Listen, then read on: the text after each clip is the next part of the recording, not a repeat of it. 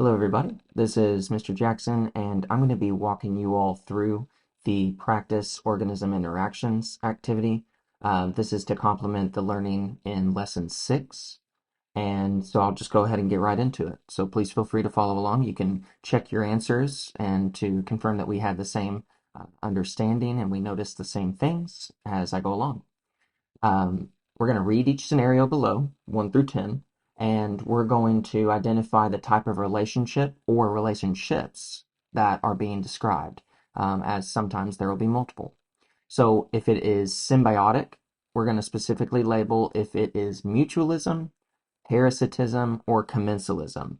As a friendly reminder, if we're talking about mutualism, that is where there's a mutual benefit. So both parties will benefit. If it's parasitism, that refers to a parasite. One parasite is benefiting from a host that is harmed. So one is positive and the other's experience is negative. And commensalism, one is at least going to benefit, and because the other isn't really affected at all, there's no harm or no help for that other one. So that can continue to commence. So one benefits, but the other isn't affected. If it's competitive, if we're describing competition, it can be interspecific, which is different species, and it can be intraspecific, which is same species. And some may have more than one, as I already said, so we'll go ahead and get right into it. So what I'm going to do is I'm going to basically identify the organisms that are being emphasized, and then I'll basically give you my train of thought and make sure that we agree on what type of relationship is being described. Okay, so number one, termites feed on dead plant material and cellulose, both of which they find in wood. Termites are able to eat and digest wood because of the bacteria and the protists that make their home in the termites' intestines. Okay, so that last sentence is the one that basically gave me what I needed. Um, for this, I know that we're talking about termites, so that's one of the organisms.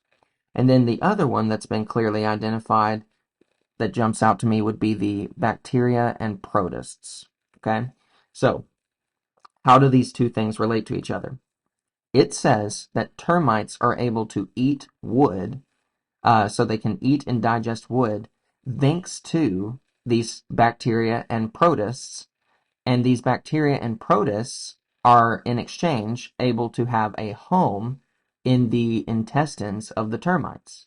So to me, I say, okay, well, what are both sides getting? For me, the termites are going to benefit. So they have a benefit because they're now able to eat and digest wood, so they have a ready food supply. And bacteria and protists are able to make their home in the intestines, so that's a benefit for both sides.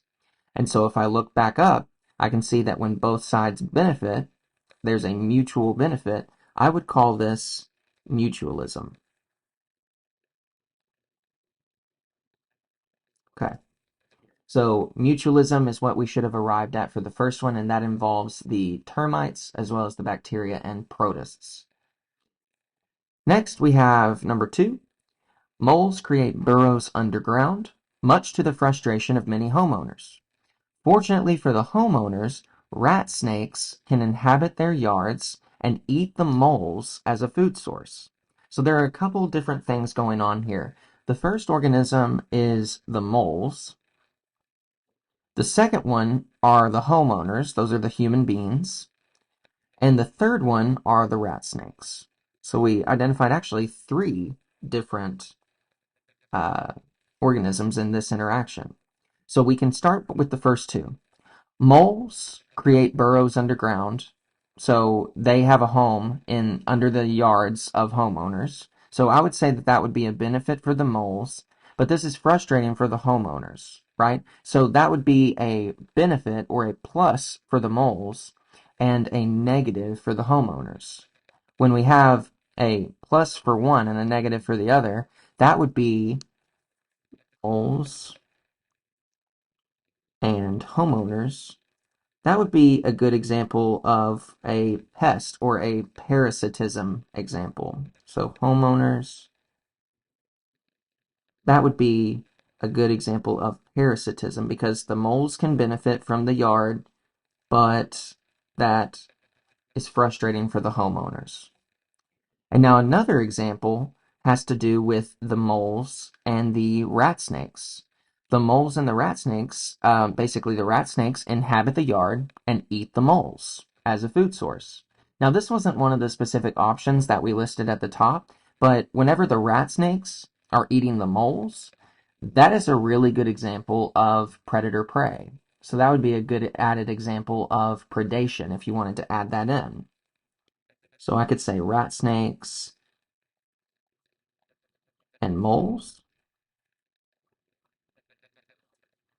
That could be predation, just a little bonus to add in there. Again, if you didn't have that one, no sweat. And then we've got that third interaction where actually the rat snakes inhabit the yard, which is fortunate for the homeowners because the rat snakes eat the moles. And so the rat snakes get a meal and the homeowners get a mole-free yard without burrows. So I could actually identify a third one between the rat snakes and the homeowners. And since both sides benefit, I know that's a plus plus, and that would be another example of mutualism. Because the rat snakes get a meal and the homeowners get a yard without moles. So any one of these you could have identified. I would have liked for you to have identified the moles and the homeowners as well as the rat snakes and the homeowners. Those were the examples that were clearly listed above. All right, number 3 says many types of mushrooms are no harm at all to plants, but some types actually grow on trees and suck the nutrients out of the tree slowly until the tree dies. Okay, so this should jump out at you where the mushrooms are one, and they also identify a tree as the other organism. So many types of mushrooms are no harm to plants, but some types actually grow on trees and they suck the nutrients. So that means that mushrooms are able to get nutrients from the trees, so they benefit.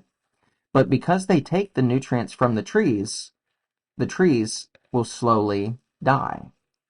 So that's a negative, right? Obviously. So I could say between my mushrooms and my trees, the mushrooms benefit, the tree dies, that's a big negative. So since one benefits and the other is harmed, that would be a really good example, again, of parasitism.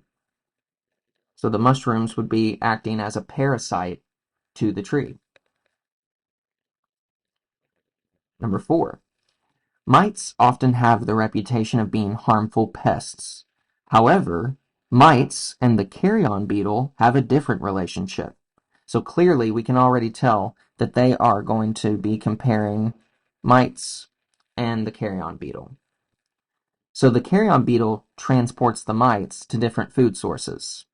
So that sounds like a clear benefit for the mites, right? They get transported to food. While the mites eat the maggots of flies that fight with the beetle larvae for food. So these beetles often have to compete with fly maggots, but luckily for them, they have a mutual benefit. They have a mutualism relationship where because the mites are carried along with them, the mites will actually eat those maggots, and that means that the beetle larvae don't have to compete for food. So the mites get a meal, and the carrion beetle get a meal because the mites get a meal.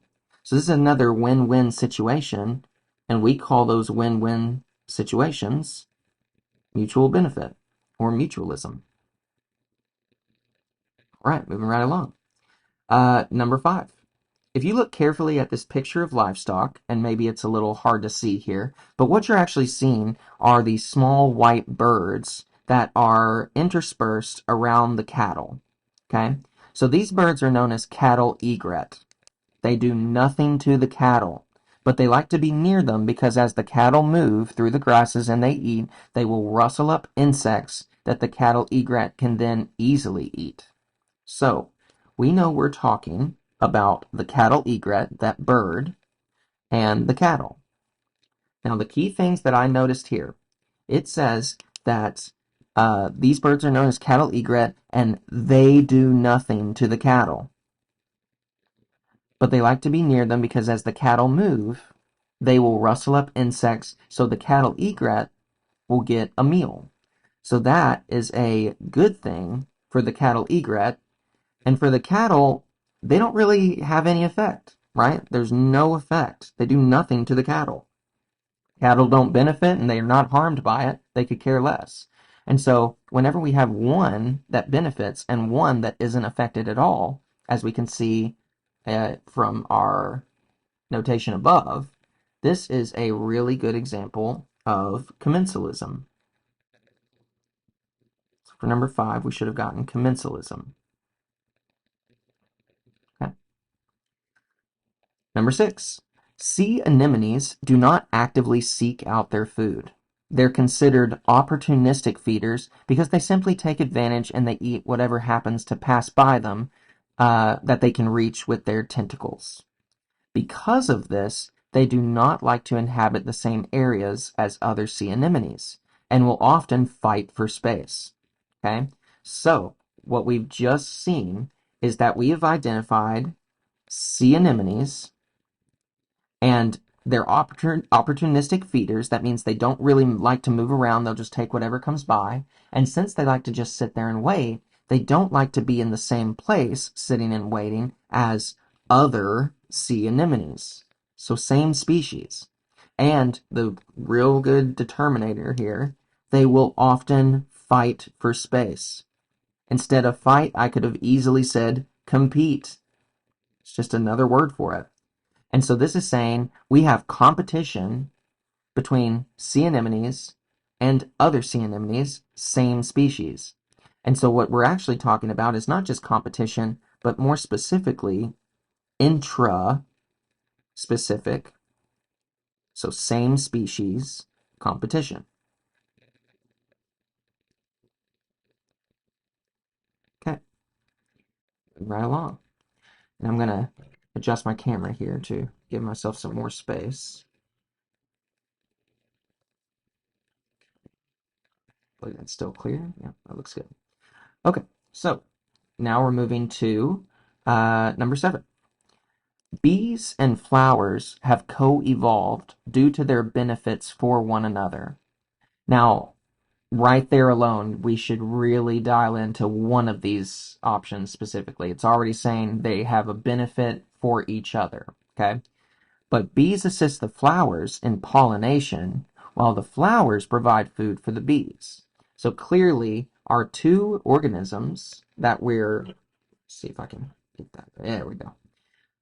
We got bees, we've got flowers, and clearly it's saying bees assist flowers in pollination, so the flowers benefit, and the flowers provide food for the bees, so the bees benefit. Again, a win-win situation. By now we know for certain that that's talking about mutualism. Okay? All right, number 8 says spider crabs have poor eyesight, and so they're known as lethargic scavengers. So what they do is they lazily move through more shallow parts of the ocean searching for their food.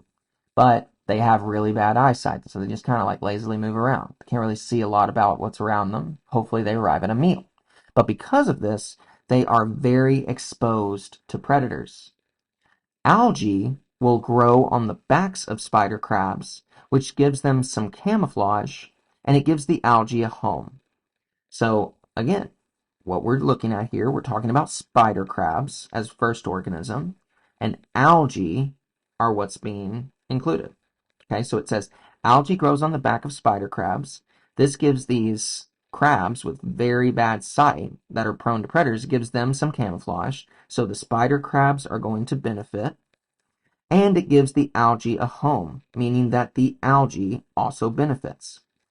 Again, win-win conversation always points to mutualism. Okay, so we're seeing this situation come up a lot. All right, cheetahs and lions live in the same regions. They eat the same food sources like gazelles and small wildebeest. And because of this, when food gets limited, they often have to, there's that word again, fight to survive. Or I could say they have to compete. So we're talking about cheetahs competing with lions. And since those are two different species, we're going to say that this is a great example of inter-specific competition.